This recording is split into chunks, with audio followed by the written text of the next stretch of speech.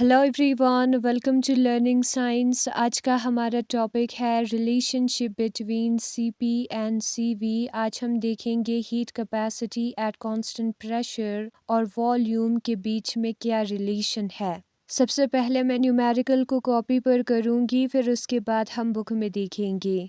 लिखते हैं टॉपिक का नाम, जो कि है हमारा relationship between CP and CV. Ideal gas के लिए सीवी जो है वो differentiation of E with respect to temperature के बराबर होता है, और सीपी जो है differentiation of H with respect to temperature के बराबर होता है। नाउ अगर हम सीपी को सीवी में से माइनस करेंगे तो सीपी के जगह पर हमें लिखना होगा उसका वैल्यू, जो कि D H upon D T है, माइनस सीवी के जगह पर लिखना होगा उसका वैल्यू, जो कि D E upon D T है। और जो हमारा इंथैल्पी होता है, जिसको हम एच के साथ डिनोट करेंगे, वो ई प्लस पी वी के बराबर होगा। For 1 mole of an ideal gas, 1 mole of ideal gas के लिए जो हमारा पीवी है वो आर टी के बराबर होता है। ठीक है, प्रेशर इंटू वॉल्यूम जो है वो universal gas constant into temperature के बराबर होता है। तो पीवी के जगह पर हम आर टी लिखेंगे,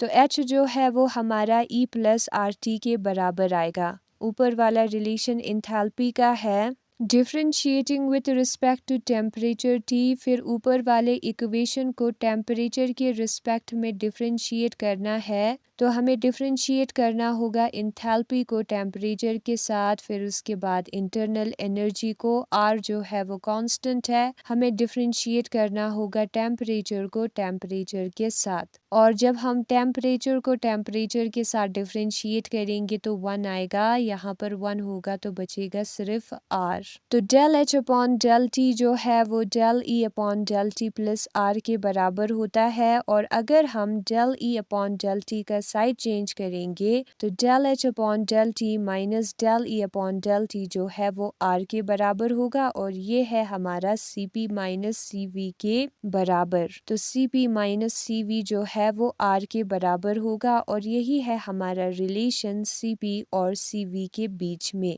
आर जो है वो कांस्टेंट है और उसका वैल्यू होता है 1.978 कैलोरीज पर केल्विन पर मोल। ठीक है, कैलोरीज के जगह पर अगर हम जूल लिखना चाहते हैं तो 8.314 जूल पर केल्विन पर मोल जो है वो हमारा आर का वैल्यू होता है, यूनिवर्सल गैस कांस्टेंट का वैल्यू। नाउ हम बुक में देखेंगे relationship between CP and CV. CP और सीवी के बीच में हमें रिलेशन देखना है।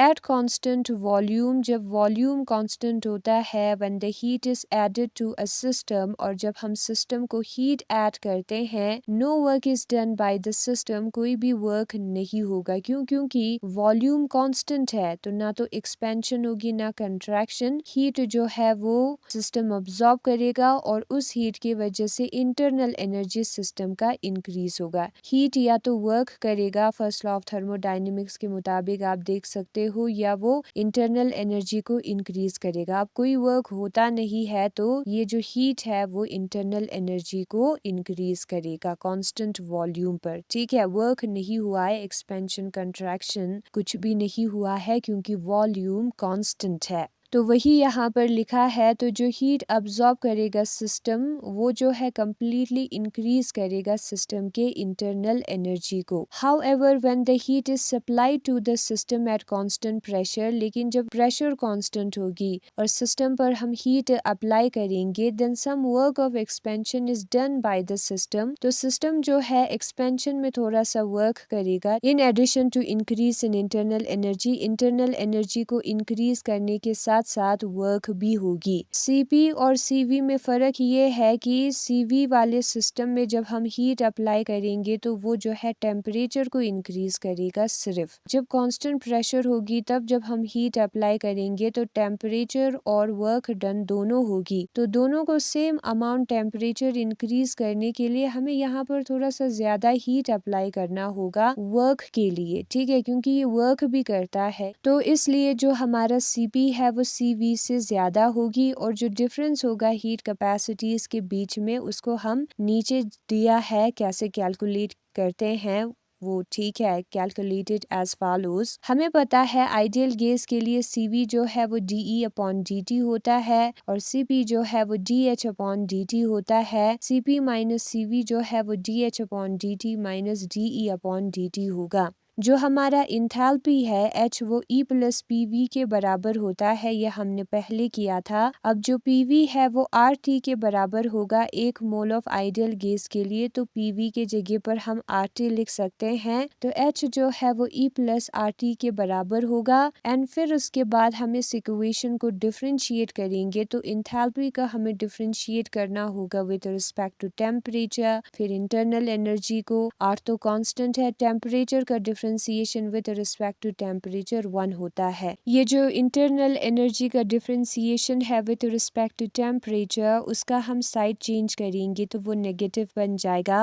DH/dt माइनस DE/dt जो है वो R के बराबर होगी। ठीक है, नाउ हमने पहले किया था कि जो हमारा DH/dt माइनस DE/dt है वो हमारा बराबर होता है CP माइनस CV के। तो यहाँ पर जो है हम CP माइनस CV लिख सकते हैं। पहले हमने किया था CP माइनस CV जो है वो इस वाले टर्म के बराबर होता है, तो उसको हम लिखेंगे CP माइनस CV जो है वो R के बराबर होगा और R को हम कहते हैं मोलर गैस कांस्टेंट और R हमारा जो है 1.978 कैलोरीज पर केल्विन पर मोल के बराबर होगा या होगा 8.314 जूल पर केल्विन पर मोल। जूल और कैलोरीज का फर्क है, ठीक है, इन दोनों वैल्यूज में। जो मोलर हीट कैपेसिटी है कांस्टेंट प्रेशर और कांस्टेंट वॉल्यूम पर, वो जो है एक दूसरे से एक कांस्टेंट वैल्यू से डिफर करता है, जो कि है हमारा मोलर गैस कांस्टेंट, जिसको हम R के साथ डिनोट करते हैं और वो हमारा 1.978 कैलोरीज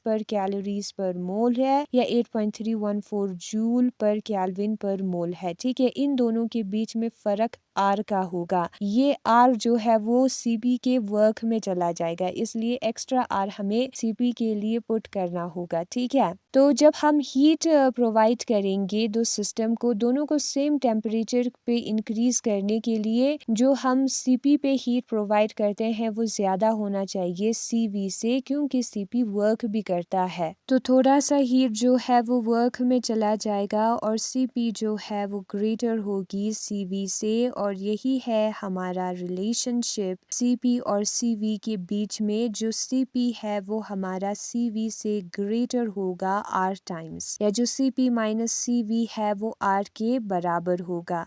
कांस्टेंट प्रेशर पर टेम्परेचर को इंक्रीज करने के लिए हमें ज़्यादा हीट डालना होगा as compare to constant volume, क्योंकि कांस्टेंट प्रेशर पर टेम्परेचर के इंक्रीज होने के साथ साथ वर्क भी होगी, जबकि कांस्टेंट वॉल्यूम पर कोई वर्क नहीं होगी, कोई एक्सपेंशन या कंट्रैक्शन नहीं होगी, क्योंकि वॉल्यूम जो है वो कांस्टेंट है। तो यही है आज का हमारा छोटा सा topic, relationship between CP and CV। Thanks for watching.